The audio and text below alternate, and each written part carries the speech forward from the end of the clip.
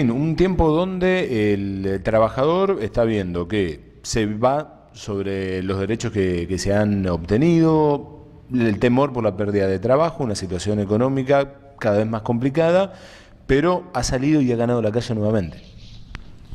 Bueno, sin duda que este marzo ha significado una enorme movilización de los trabajadores organizados, que de distintos lugares interpelaron al gobierno, advirtiéndole al gobierno la crisis en la cual está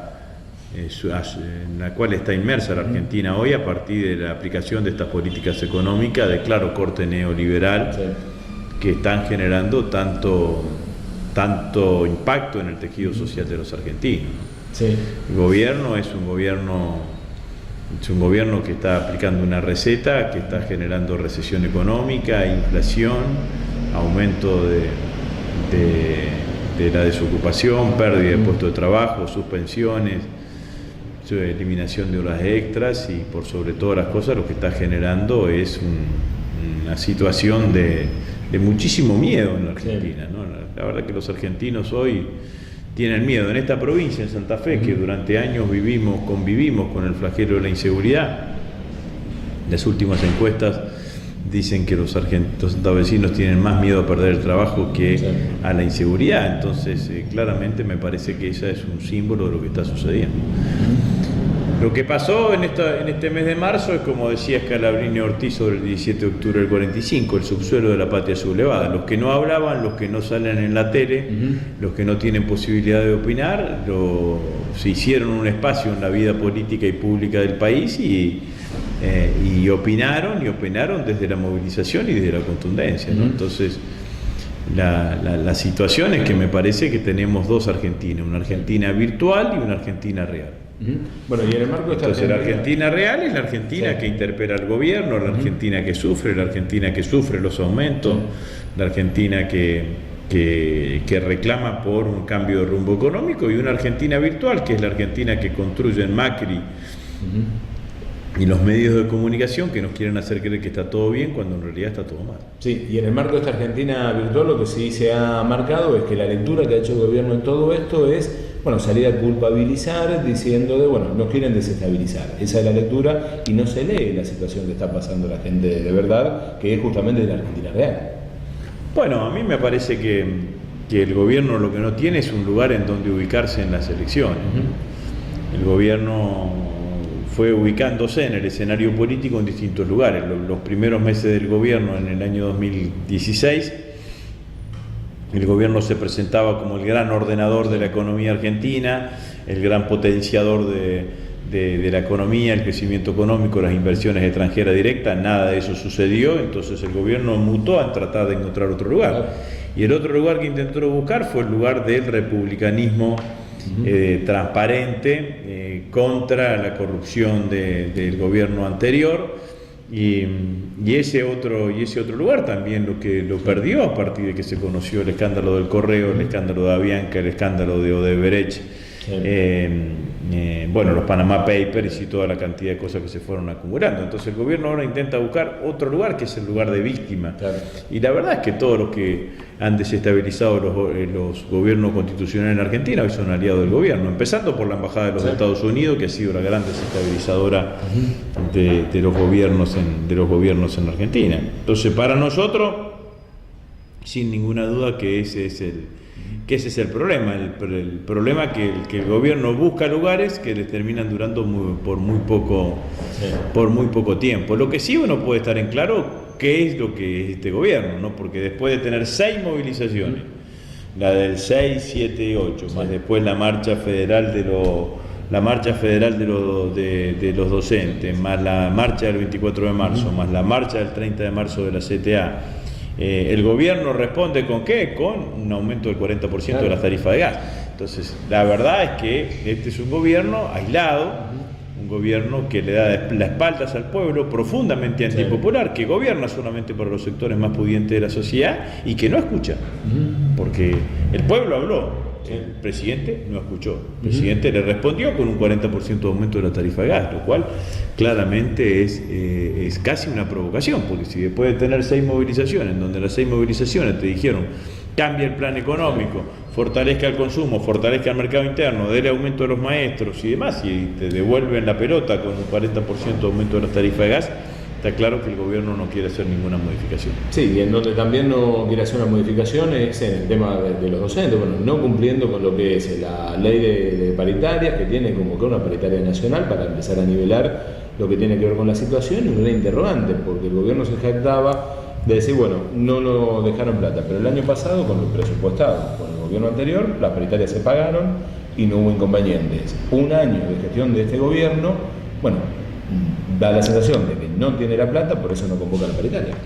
Yo creo que el tema es un modelo ideológico, no solamente eso. Lo que al no convocar la paritaria nacional, lo que hace el gobierno es desentenderse del problema educativo en cada una de las provincias, ¿no? Entonces la resolución del problema educativo depende de cada una de las provincias. Vamos a volver a tener provincias ricas con sueldos mejores, con provincias pobres con sueldos peores, los distintos estándares educativos hacia el interior de la Argentina van a seguir profundizándose, y ese rol de equilibrador de las distintas regiones y de acudir en ayuda en aquellos distritos más complicados con fondos para sostener la política educativa lo dejó de lado claramente el gobierno. El gobierno tiene como objetivo estigmatizar a los trabajadores, estigmatizar a los dirigentes gremiales, han estigmatizado a los docentes, han estigmatizado a un dirigente de la SUTEBA como Roberto Baradel. Ahora el presidente estigmatiza a todos los dirigentes gremiales. Hasta ayer eran amigos de él y ahora tomaron una decisión y estigmatiza a todos los dirigentes gremiales. El presidente es un chico, un caprichoso, sí, digamos, ¿no? Es un caprichoso. Cuando alguien le dice que no, se enoja. Típico de hijo de rico, digamos, ¿no? Típico de hijo de rico, digamos, ¿no? Cuando alguien le dice que no, él se enoja y entonces los que eran amigos ahora los insulta y dicen que son mafiosos, digamos, ¿no? Que va a terminar con las mafias. Podría empezar a terminar con las mafias que hay en el gobierno, por ejemplo en la CIDE, con Arribas, podría terminar con Angelici, digamos, ¿no? Que es la otra mafia que está en el fútbol. Bueno, claramente me parece que ahí podría empezar, antes que andar apuntándole a mafias por todos lados, ¿no? En ese sentido. Ahora dicen que como viene muy bien el gobierno, lo está trayendo a Niembro, digamos, claro, ¿no? De vuelta a la vida política. Bueno, me parece que ese no es el objetivo, ¿no? Sí, y además también el otro punto para aclarar es el de la compra del armamento, que termina saliendo con la relación con Estados Unidos, con algunos funcionarios también que no deberían estar y que participaron de reuniones, y con la región preguntándose por qué se arma la Argentina sin ningún peligro y qué rol juega la Argentina armada en la región, donde lo han marcado también distintos legisladores de la Parla Sur esa preocupación. Bueno, eso es así. Pero lo más gravoso de todo eso es cómo se intentó llevar adelante la compra. Porque la verdad es que las Fuerzas Armadas Argentinas y el Ministerio de Defensa tienen una forma de comprar en los Estados Unidos, que es la forma misma que indica el Pentágono. Sí.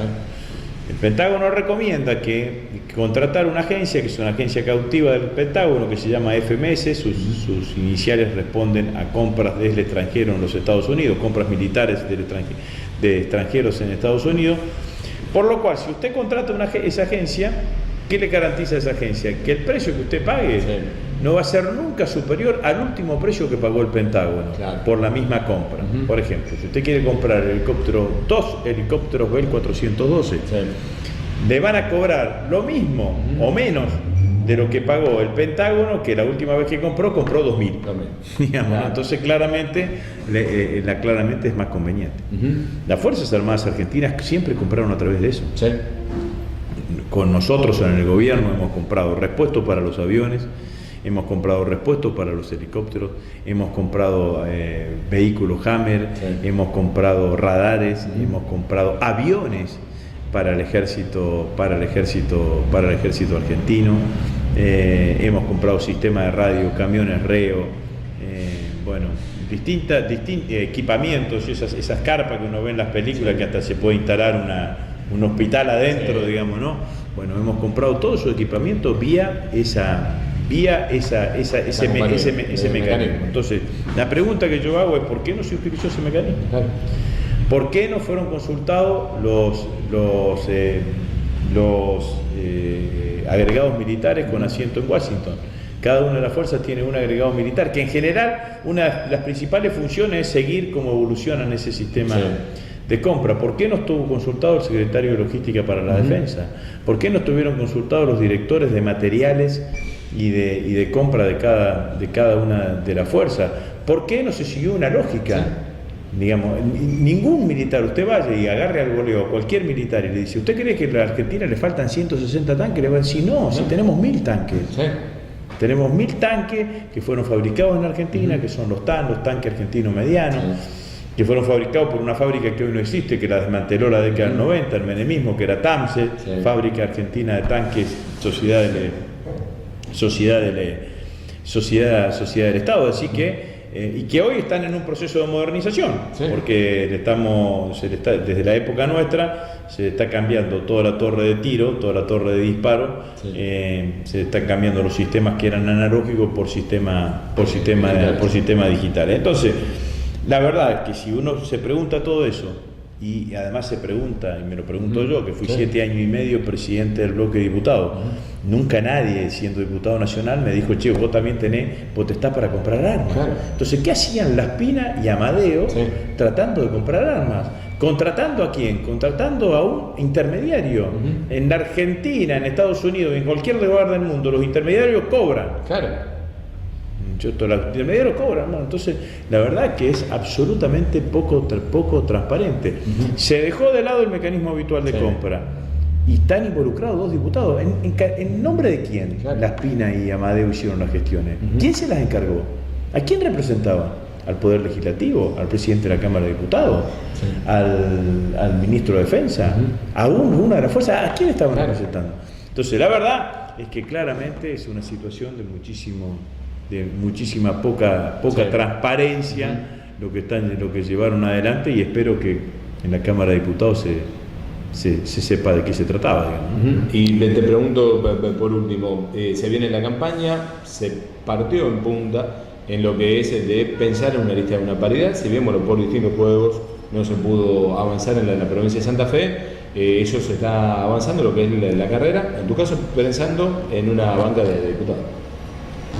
Bueno, yo ya he anunciado que voy a ser candidato a diputado nacional, también he anunciado que independientemente de que haya ley de paridad o no, nuestra ley va a cumplir con la paridad, o sea que si yo encabezo la lista, el número 2 va a ser una mujer, el número 3 va a ser un hombre, el número 4 una mujer, y así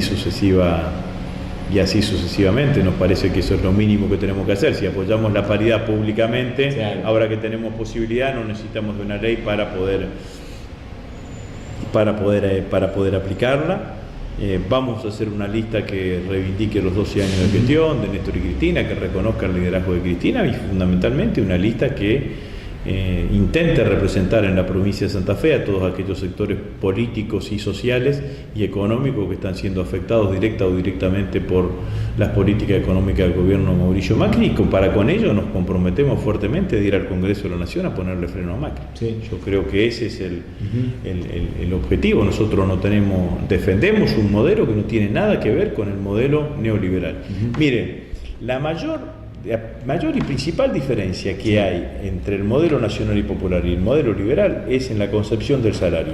Para los liberales el salario es un costo, un costo de producción. Y en los modelos capitalistas los costos de producción siempre hay que bajarlos para darle mayor rentabilidad al capital. Entonces siempre van a tener una política que baje el costo del salario. Para nosotros, para el modelo nacional y popular, el salario no solamente es la retribución justa que tiene que tener un trabajador por su trabajo físico y o intelectual, sino que es fuente primaria de crecimiento económico. Si hay salario hay consumo, y si hay consumo hay producción de bienes y servicios, y se genera trabajo para producir esos bienes y servicios, y se entra en el círculo virtuoso que tuvo la economía argentina durante 12 años. Sí, y además que me parece que ese es el punto de lo que se juega en esta elección en el próximo mes de octubre, ¿no? El hecho de tratar de marcar con el poder legislativo, y revertir, empezar a darle otra vuelta a lo que es este tiempo económico, porque ha tocado por algún momento algunos representantes legislativos en este periodo que no han sido opositores, sino que han sido más oficialistas que el mismo oficialismo. Bueno, la pregunta que habría que hacerse y que yo le transmito a todos los argentinos y a todos los que nos están viendo, ¿ustedes se imaginan lo que sería este país, las decisiones que vamos a tener que tolerar si el 22 de octubre gana Macri las elecciones? Entonces, si te pusieron 40% de aumento de las tarifas de gas, imagínate ganando las elecciones. Sí. Si con 1 millón de personas en la calle protestando te ponen el 40% de las tarifas de gas, imagínate si ganan las elecciones y a dónde van a llevar a la Argentina.